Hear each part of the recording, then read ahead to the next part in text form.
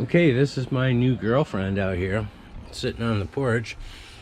Found her on Craigslist for $100 like 2 weeks ago, and it is an Ibanez Roadstar series, and it's a 1987, which is when they were when they Ibanez stopped producing in Japan.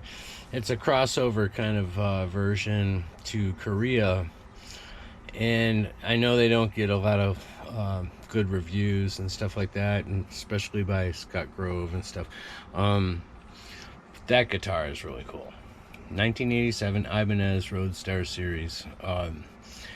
The one thing about the guitar I don't like, that it does not have the plate on the back of the neck.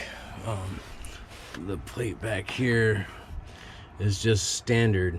It doesn't say Ibanez or a date or anything, but this is a true Ibanez guitar, and I took it into my luthier and set it up, no problems whatsoever, and added a Seymour Duncan hand wound hot rail on the bridge.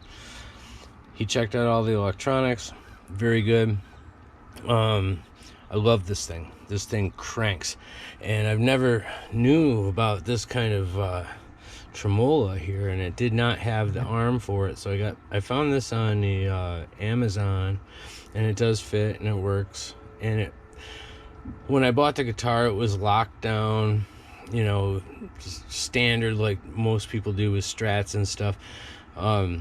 It's floating now. It floats and it keeps in tune. It's really good. And I forget the name of this particular tremola. It's like the rock something or whatever, but just playing it through this Vox amp, and with a little bit of distortion. This is a really cool distortion pedal. I forget where I bought it. This thing is really awesome, but with that Seymour Duncan in there and this distortion, it's just the basic setup with a Vox amp. It rocks, or she rocks. Peace, folks. Happy 4th of July. Want to play guitar? You got it.